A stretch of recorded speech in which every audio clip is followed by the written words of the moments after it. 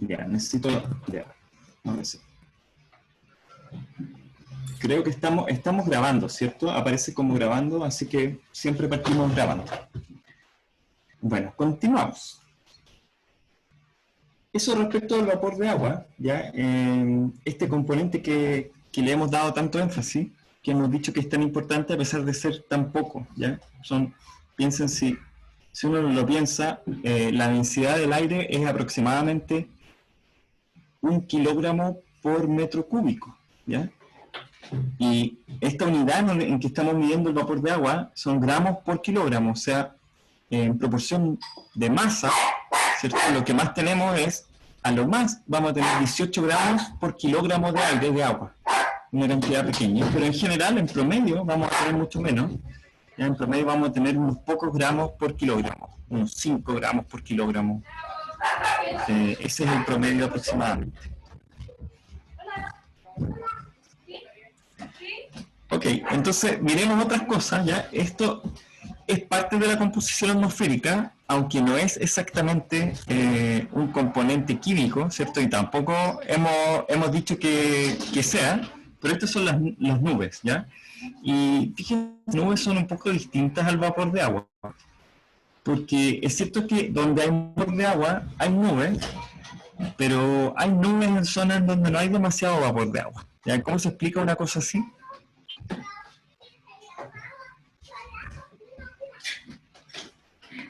Si quieren, les muestro de nuevo el agua precipitable y les muestro las nubes y ustedes me dicen dónde se cumple eso de que hay nubes, muchas nubes en lugares donde hay poco vapor de agua.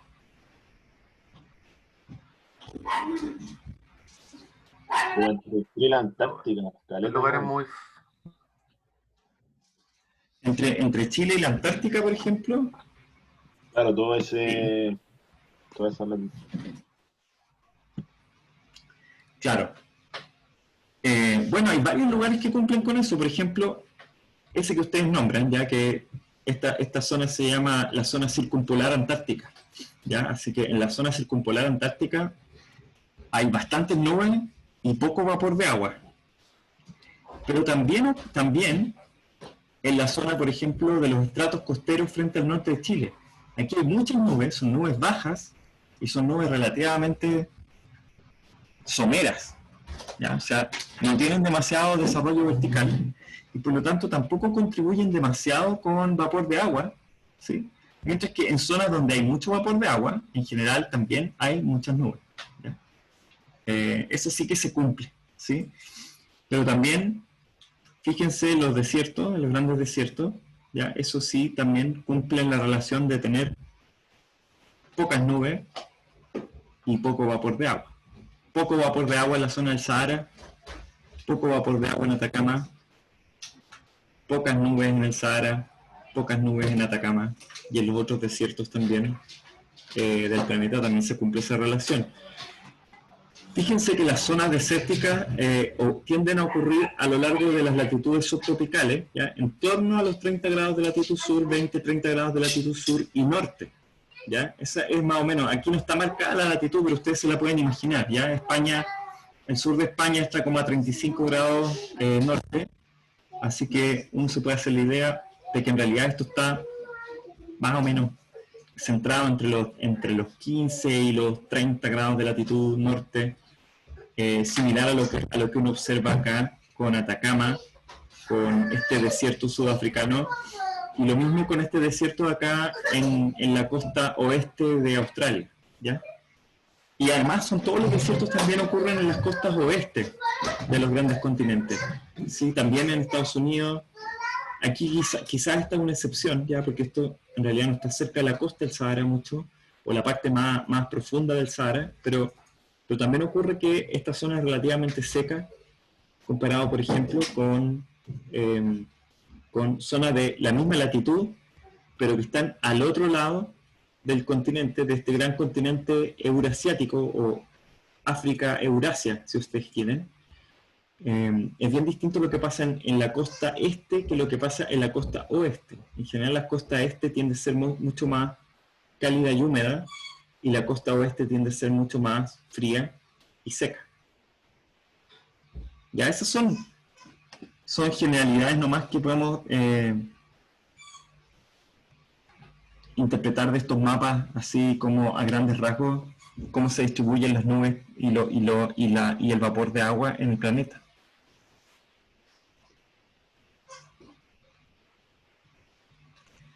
Pero esto obviamente tiene que ver con la distribución vertical, ¿sí? Perdón, horizontal. Pero ¿qué pasa con la distribución en altura de las distintas cosas? Lo vimos para el vapor de agua, ¿ya? Y vimos que básicamente el vapor de agua se va prácticamente a cero, cerca de los 200 hectopascales o algo así, ¿ya? Hay muy poquito vapor de agua que logra cruzar esta barrera de los 600 hectopascales en los polos y cerca de los 300 hectopascales en los trópicos, ¿ya? A pesar de esto que vimos en la película, ¿cierto? Que había nubes que lograban llegar bien arriba, ¿sí? Y que son capaces de pulsar con movimientos verticales muy grandes y que cubren prácticamente toda la atmósfera, son capaces de pulsar vapor de agua y posiblemente ponerlo en la troposfera alta, ya en estos lugares más altos, pero en general no. En general el vapor de agua no logra llegar muy arriba, ¿ya? Y curiosamente, por encima de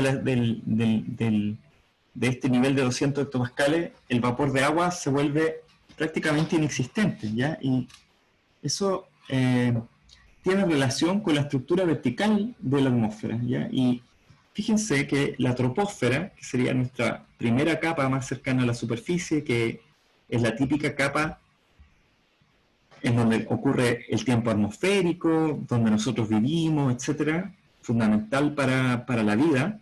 La troposfera va desde los 1000 hectopascales, o desde la superficie, hasta aproximadamente los 200 hectopascales o 10 kilómetros. Es decir, coincide un poco con esta capa en donde nosotros vemos que hay bastante humedad, o que hay suficiente vapor de agua y humedad como para sustentar lluvia o nubes, ¿sí? Pero luego en la estratosfera, ya esta cantidad de agua disminuye drásticamente. Hay una zona entre la troposfera y la estratosfera en donde la temperatura es relativamente constante, ¿sí? Isotérmica más bien. A eso se le llama tropopausa. La tropopausa es una capa, ¿cierto?, que divide la troposfera con la estratosfera, pero también hay gente que habla de que la tropopausa no es en realidad una capita, o sea, no es una capa, sino que más bien no es un lugar geométrico en una dimensión, ¿sí? No es un plano, sino que más bien tiene también estructura tridimensional, es decir, tiene altura, ¿ya? Y la altura de la tropopausa sería entre los 10 y los 20 kilómetros, más bien habría una capa de tropopausa, más que simplemente esta tapita y este cambio entre la troposfera y la estratosfera. Entonces la gente habla de la tropopause layer, ya más que de la tropopausa hacia secas, ¿ya? Luego en la estratosfera la temperatura aumenta con la altura, ya a diferencia de la troposfera, en donde la troposfera la temperatura disminuye con la altura, y nuevamente hay una separación entre esta capa que se llama la estratosfera de la mesósfera, en donde la temperatura vuelve a disminuir con la altura, hasta la mesopausa. Existe la estratopausa, que sería esta división entre la estratosfera y la mesósfera. Existe la mesopausa, que divide esta mesósfera con la termósfera, que sería una capa ahora en donde vuelve a aumentar la temperatura con la altura, ¿ya? Así que tenemos esta estructura vertical que posee estas distintas características. En general en este curso no nos vamos a referir demasiado ni a la mesósfera ni a la termósfera, ya que en general se le llama a eso la alta atmósfera, porque uno está más interesado en realidad en lo que sucede en las capas de abajo, ¿sí?, que son la troposfera y la estratosfera, ¿ya? ¿Por qué uno está más interesado en esas? Porque son esas las que finalmente tienen la mayor importancia en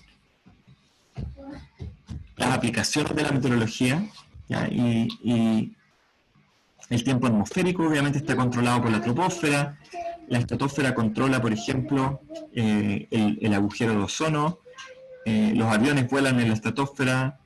La estratosfera también cumple una función muy importante con respecto al vapor de agua, ¿sí?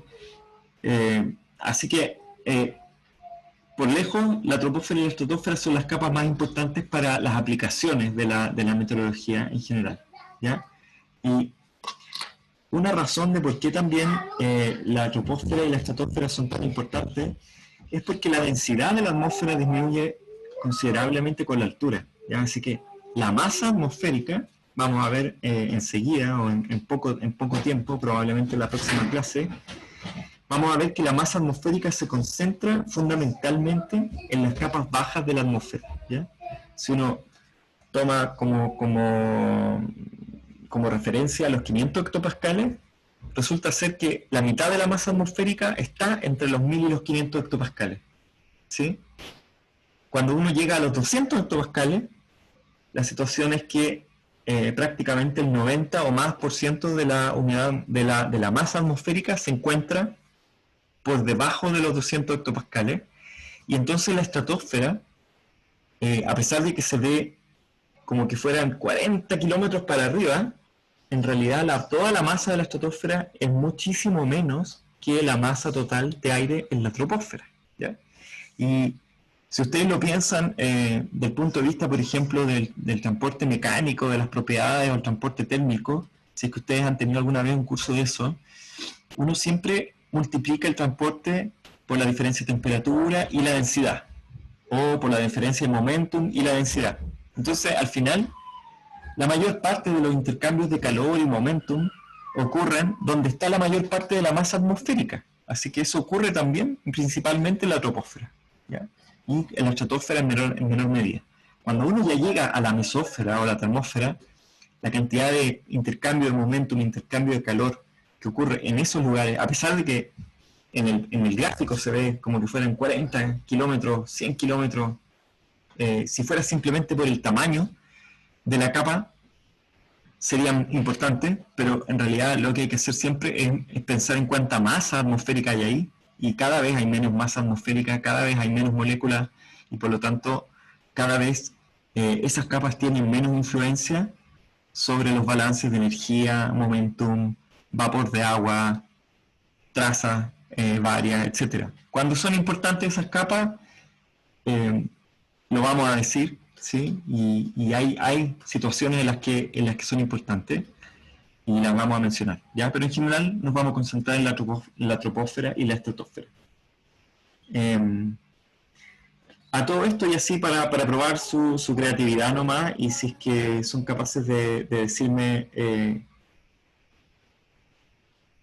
con lo poco que hemos visto hasta ahora, ¿por qué creen ustedes que hay tan poco vapor de agua en la estratosfera? ¿A alguien se le ocurre alguna explicación?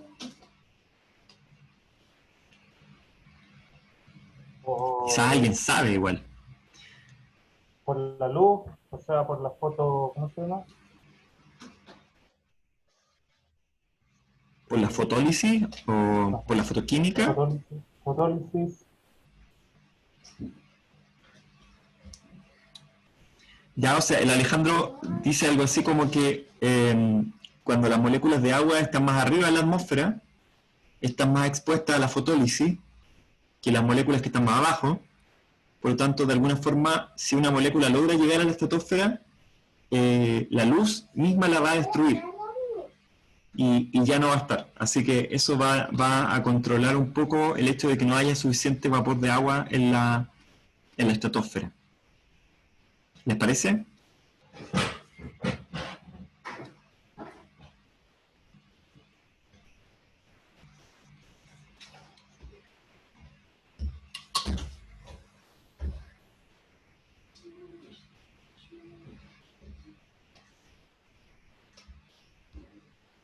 Ahora quisiera ver sus cámaras un poco, porque estamos como pensando nomás y conversando. Si es que si los que puedan prender la cámara la prenden, se convierten inmediatamente en voluntarios también para contestar cosas. sin temor, sin compromiso, prendan la cámara sin temor, sin compromiso.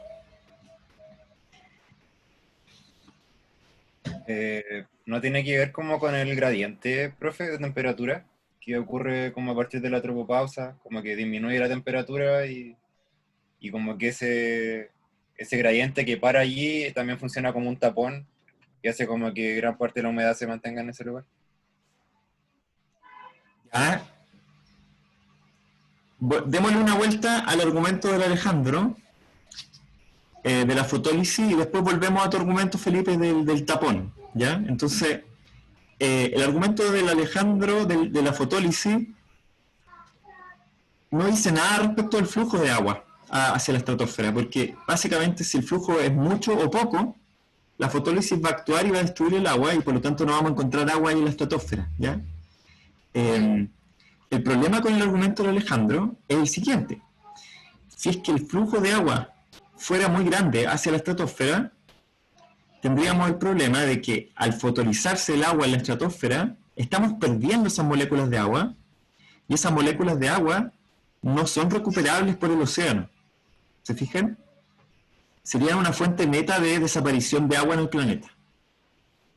Entonces, lo que uno sospecha es que el flujo es pequeño, porque si el flujo fuera muy grande y hubiera algún mecanismo que removiera la concentración de vapor de agua, que de todas formas está correcto, Alejandro, la fotólisis existe y las pocas moléculas de agua que logran llegar también están sujetas a esa fotólisis.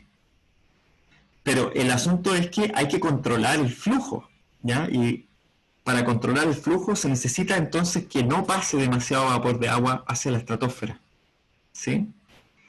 Y curiosamente, eso es, como dice Felipe, una consecuencia de lo fría que es la tropopausa en altura, ¿ya? Y la razón es la siguiente, y esto también lo vamos a mirar con mucho detalle durante el curso. Cuando la temperatura disminuye con la altura, yo aumento la capacidad de la atmósfera de condensar agua, ¿cierto? Porque básicamente yo estoy generando las condiciones para que el agua pase de estado gaseoso a estado líquido, y eventualmente de estado líquido a estado sólido, ¿sí? Y formando nubes, ¿sí? Entonces la pregunta es, yo logro formar nubes, ¿cierto?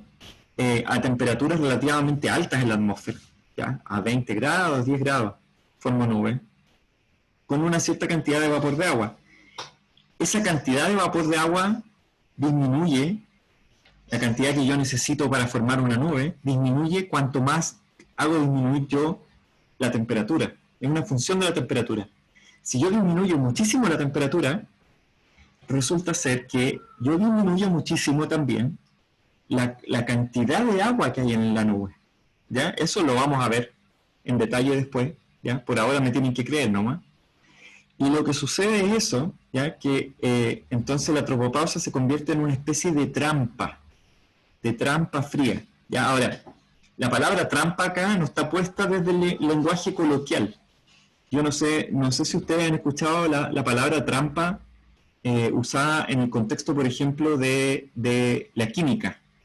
Cuando uno le pone una trampa a un gas, o una trampa fría a un gas que se está mezclando, o por ejemplo en la operación de destilación, cuando uno tiene una mezcla de líquidos, ¿cierto? Uno somete el líquido a alta temperatura y uno trata de separar los líquidos que están mezclados, ¿cierto? De acuerdo a su punto de condensación. Entonces, por ejemplo, la destilación es la típica manera, por ejemplo, de subirle el grado alcohólico al vino, ¿ya? Mis hijos me tienen viendo una serie que se llama Doctor Stone, que es como un anime. ¿Lo han visto o no? ¿Sí? Ya, Nicolás lo ha visto. Y entonces no hay ningún spoiler de esto, pero se supone que son gente que tiene que crear una civilización desde cero, ¿ya? Y parte de lo primero que tienen que hacer, de alguna forma, tienen que destilar alcohol. Necesitan alcohol, ¿ya? Y entonces encuentran uvas, fruta, etcétera, y logran hacer como mosto primero, que es la mezcla del jugo de fruta. el jugo de fruta se echa a perder, ¿cierto? Fermenta, y después uno tiene una mezcla ahora de agua con alcohol, ¿ya? Y uno tiene que separar el alcohol de ahí. La manera de hacerlo es como el alcohol tiene un distinto punto de destilación que el agua, entonces uno puede, con una columna, ¿cierto?, encontrar distintos niveles en esa columna para que el gas más volátil, que en este caso sería el alcohol, se va a condensar arriba, mientras que el líquido menos volátil, que sería el agua, va a quedar abajo todavía. Y uno puede hacer una destilación múltiple, o sea, uno puede tener muchas salidas, si es que uno tiene más de un compuesto. Eso a uno se lo enseñan en ingeniería química, ¿ya? Pero uno lo puede saber por cultura general también. Lo que ocurre entonces en la atmósfera es que hay una especie como de destilación del vapor de agua, ¿ya? En el sentido que al llegar a esta temperatura fría, se produce una verdadera trampa fría para el vapor de agua, porque el vapor de agua, para pasar a la estratosfera, tiene que necesariamente pasar por esas temperaturas frías, y al pasar por esas temperaturas frías se condensa la mayor parte del agua, y entonces el agua que logra pasar es aquello que no se condensó, que es en este caso una fracción muy ínfima del vapor de agua, y que además, por supuesto, está sujeto a la fotólisis y a esos otros mecanismos. Así que la estratosfera es efectivamente un lugar muy, muy seco, por efecto de esta trampa fría que ocurre ahí en la tropopausa. A todo esto le vamos a poner números después, ¿ya? Y vamos a poder calcular efectivamente cuánto vapor de agua logra salir desde la tropopausa. Pero esa es una característica muy, muy importante, o una distinción muy importante entre la troposfera y la estratosfera. La otra distinción importante tiene que ver con el nombre, ¿cierto?, de estas capas, y el nombre de estas capas es la troposfera, por un lado la esfera cambiante, por otro lado la estratosfera, la esfera de capas, ¿ya? ¿Y por qué se llama esfera de capas? Bueno, porque la estratosfera está muy bien estratificada, en el sentido que hay muy poca mezcla en la vertical, ¿ya? Y entonces, supongamos que tenemos una nube que, como ocurre muchas veces, logra una nube penetrar en la estratosfera y logra dejar material ahí. En general va a dejar vapor de agua, ¿ya? A pesar de lo poco que dijimos que podía hacer, eventualmente lo va a hacer. Ese vapor de agua se va a mantener en ese nivel, ¿ya? Los vientos horizontales lo van a mover, pero en general va a haber poca mezcla vertical, porque la estratosfera es una zona de inversión térmica, ¿ya? En donde, en vez de disminuir la temperatura con la altura, la temperatura aumenta con la altura, ¿ya? Y eso tiene un efecto sobre la estabilidad atmosférica. También un tema de este curso, en la parte termodinámica, vamos a ver con detalle que en una atmósfera en donde la temperatura aumenta con la altura, los movimientos verticales están seriamente inhibidos, ¿ya? No es fácil mover la atmósfera en la vertical ni mezclarla cuando la temperatura aumenta con la altura, ¿ya? Así que ese es el origen del nombre estratosfera. Ahora, ¿alguien sabe por qué la temperatura de la estratosfera aumenta con la altura?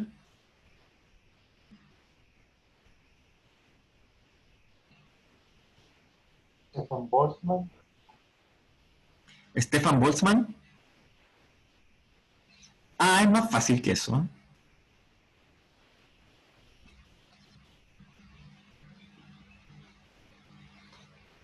¿No es por la capa de ozono? No, no hay que ver. La capa de ozono, Ananis, efectivamente, ¿ya? Entonces, el nitrógeno y el oxígeno, en general, lo he mencionado antes, también es algo que vamos a ver con detalle al final del curso. Ni el nitrógeno ni el oxígeno son buenos absorbentes de la radiación solar. Y por lo tanto, el sol pasa a través del nitrógeno y el oxígeno sin calentar el aire necesariamente, ¿ya? Pero eso no ocurre con el ozono. El ozono es un gas que sí es muy, tiene una absorción en la radiación solar. En una cierta parte del espectro, ya que ustedes ya se imaginan cuál es, en la parte ultravioleta del espectro, el ozono es capaz de absorber la radiación, que es una radiación bastante energética, y por supuesto que esa absorción esa energía se ocupa para generar moléculas, para generar nuevos compuestos, ¿ya? Como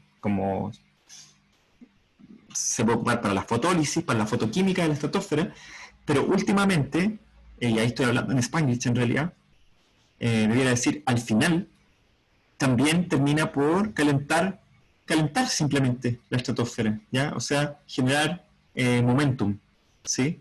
Esos fotones absorbidos terminan por producir colisiones o hacer que una molécula sea más energética y por lo tanto produzca colisiones con las moléculas adyacentes y eso termine por disiparse como energía térmica, ¿ya? Entonces, la existencia de la capa de ozono está relacionada con ese máximo de temperatura ahí en la estratopausa. A medida que disminuye la densidad, es más fácil también calentar la atmósfera, ¿sí? Porque con la misma cantidad de energía yo puedo calentar mucho más unas pocas moléculas que calentar una cantidad grande de moléculas, ¿sí? Así que, si bien la mayor parte de la absorción del ozono ocurre entre los 20 y los 30 kilómetros, es más fácil calentar este pedazo, ¿ya? Y por eso ocurre ese máximo ahí en la estratopausa, aunque la absorción máxima y la generación de ozono ocurra entre los 20 y los 30 kilómetros. Así que esa es la explicación de por qué la estratosfera aumenta su temperatura con la altura. Una explicación de primer orden de por qué la superficie es más caliente que la tropopausa tiene que ver de nuevo con lo mismo. El aire no se calienta por sí solo, mayormente, sino que el aire se calienta porque el suelo lo está calentando, ¿ya? El suelo sí puede absorber calor y ese calor lo puede entregar a la troposfera rápidamente. Entonces, veamos un poco cómo es la distribución de algunos otros componentes. Entonces, fíjense, acá está el ozono, ¿ya? Que está como en línea punteada y tiene una concentración de nuevo en razón de mezcla. Ya la razón de mezcla es algo que vamos a definir también de manera más formal en las próximas clases, pero por ahora lo único que necesitan saber nomás es que mientras mayor sea acá, ¿cierto? Mientras más chico sea el exponente, en este caso un exponente negativo, mayor es la concentración de este gas en alguna parte de la atmósfera. Y fíjense que el ozono tiene un pic bien claro entre los 20 y los 40 kilómetros, ¿ya? Como un poquito sobre los 30 kilómetros, si uno quiere. Ahí está el máximo del ozono. Fíjense en el vapor de agua. El vapor de agua disminuye drásticamente, ¿cierto? En la troposfera y después se mantiene relativamente constante la razón de mezcla, aumentando un poquito quizá y disminuyendo hacia los 80 kilómetros. El CO2, por otro lado, fíjense que el CO2 es completamente constante la concentración. Completamente constante. Y en eso se parece también al nitrógeno y al oxígeno. Recuerden que esto es concentración por total de moléculas, ¿ya? Es como la razón de mezcla es mirar cuántas moléculas tengo por total de moléculas que tengo de aire. Así que, como el CO2 tiene un tiempo de residencia tan largo en la atmósfera, el CO2 está bien mezclado en toda la atmósfera, incluso en aquellas capas en donde la mezcla es súper mala, como la estratosfera o la mesósfera incluso, ¿ya? El CO2 es capaz de mezclarse bien en todas partes. La distribución espacial del ozono, por otro lado, es bien diversa, ¿sí? Hay, o debiera haber, ¿ya? Porque aquí voy a hacer la salvedad, hay bastante ozono en las latitudes del hemisferio norte, y esto es de nuevo parecido al agua precipitable. Aquí lo que uno hace es que uno pesca y suma toda la columna de ozono que hay por encima de uno, ¿ya? Y la pone en estas unidades que se llaman unidades Dobson, o Dobson Units, o DU, ¿ya? Que es lo que está aquí entre 240 y 400. Fíjense que en general hay poco ozono en las zonas tropicales y hay bastante ozono en las zonas extratropicales. Ahora, hay bastante ozono en las zonas extratropicales solo funciona bien para el hemisferio norte, porque en el hemisferio sur no hay demasiado ozono en las zonas extratropicales, más bien hay poco ozono en las zonas extratropicales y ahí eso se debe al agujero de ozono. Entonces el hemisferio norte y el hemisferio sur son muy distintos en su distribución de ozono, a pesar de que se parecen bastante, se debieran parecer bastante ya en condiciones normales. si es que no tuviéramos hoyo de ozono, la distribución del ozono en el hemisferio sur debería parecerse mucho a la del hemisferio norte. ¿Ya? Ahora, ¿por qué hay un mínimo de ozono en el trópico y un máximo en los extratrópicos? La explicación requiere de un poco más de vuelta, ¿ya? Y eso probablemente cóbrenme la palabra de explicar el hoyo de ozono y su distribución de ozono cuando ya hayamos visto algo de radiación. Bueno, que va a ser como el último tema del curso, así que perfectamente se me puede olvidar, pero yo creo que también es parte de la cultura general casi de los chilenos, que debiéramos saber por qué esta distribución global de ozono, por qué es así.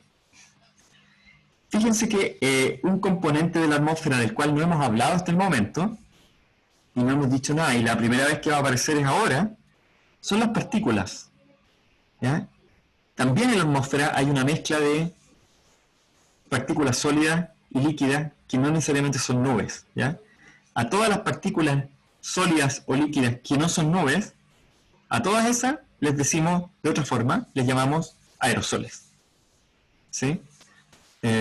Cuando uno le pregunta a los niños o a cualquier persona en la calle qué son los aerosoles, la gente realmente cree que son todavía esos sprays como los desodorantes en spray, ¿ya?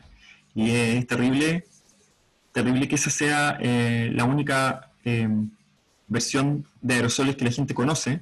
Ya a esta altura los aerosoles son demasiado importantes como para que nosotros no sepamos qué es lo que son o para que no hayan pasado a la cultura general. Ya, los aerosoles son cualquier partícula que está flotando en la atmósfera. ¿Ya? Y fíjense en la distribución espacial de los aerosoles.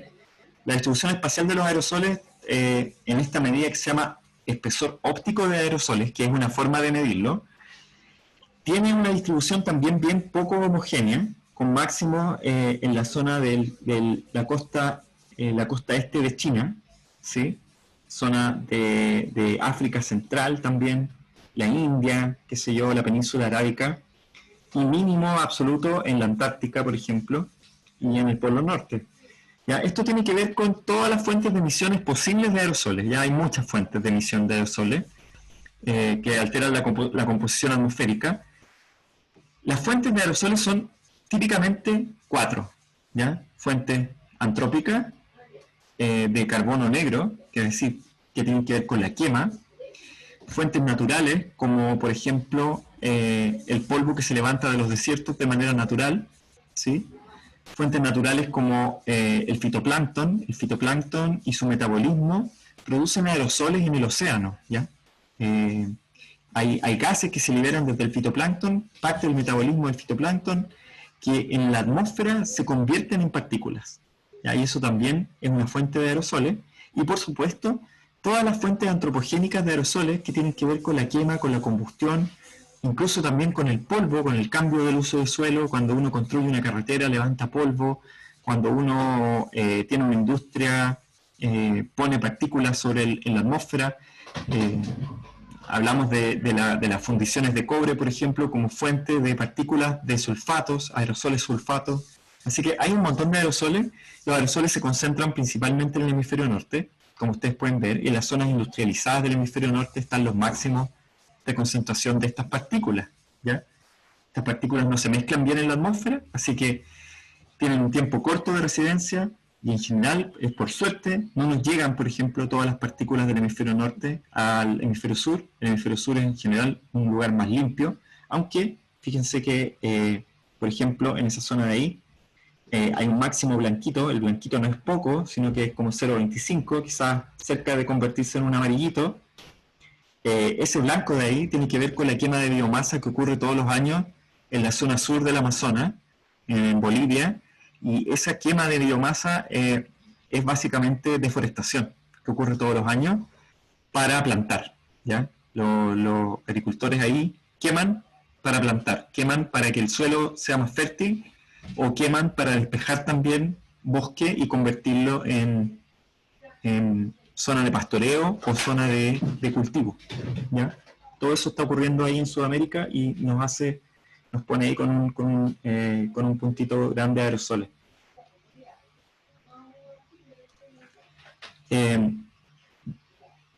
discutamos un poco del ozono, ¿ya? Tenemos 3 minutos todavía. Fíjense que la radiación solar, ya en el ultravioleta, es decir, a longitudes de onda menores a 240 nanómetros, es capaz de producir el quiebre de la molécula de oxígeno, ¿ya? Entonces se produce una reacción fotoquímica, ¿ya? De fotólisis, le llaman los fotoquímicos, la fotólisis, o sea, la destrucción fotoquímica de la molécula de ozono. Se parten dos la molécula, se generan 2 moléculas de oxígeno que se llaman radicales libres, ¿ya?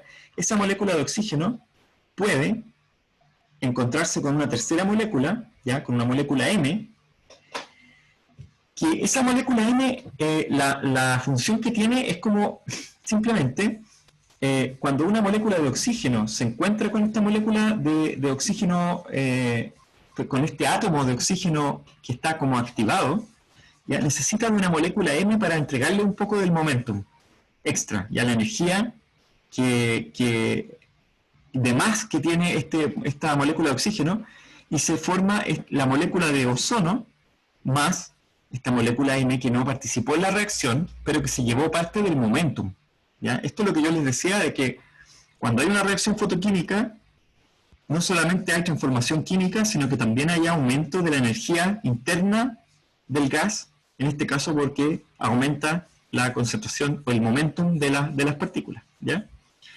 Y entonces se produce el ozono, ¿ya? Pero también existe la posibilidad de destruir ese ozono, ¿sí? Si, por ejemplo, cuando sucede ese proceso y el ozono le transfiere energía, por decirlo así, a esa molécula M después está más energética, como más propensa a reaccionar en la atmósfera. No necesariamente, porque puede ser una molécula de nitrógeno nomás que tenga más momentum, ¿ya? No necesariamente va a tener más energía. Chicos y chicas, menos de un minuto, ya esto nos obliga a ser súper estrictos con la hora. Voy a arreglar esta cosa del Zoom, ya de aquí al jueves espero tenerlo arreglado. No sé qué es lo que pasa exactamente. Les voy a subir una lectura para el jueves, como habíamos prometido, y van a tener un quiz al principio del jueves, ¿ok? La lectura va a ser como unas 20 páginas, ya no nada de más del otro mundo, en inglés. ¿Ya? Así que para que se preparen, se las voy a subir ahora ya. Y nos vemos, perdón, en la clase del viernes, ¿sí? Todavía estoy confundido con los dos cursos. La clase el viernes, antes de la clase, ahí vamos a tener el quiz, ¿ok? Ya, y les subo la lectura en un rato. Cuídense mucho, ya la pandemia está desatada. A Bairani. Sí, ¿podría subir también el programa del curso, por favor? Programa y PowerPoint, sí. La clase no les prometo que pueda subir la clase grabada porque todavía no sé qué pasa, ¿ya? Con las grabaciones. Pero me imagino que nos vamos a poner al día en algún momento. Profe, ¿la presentación podría subirla? Sí, presentación también. Hace rato nos queda menos de un minuto. Yo creo que está mintiendo el Zoom, pero...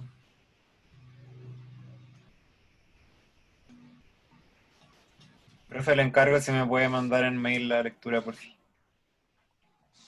Felipe no está con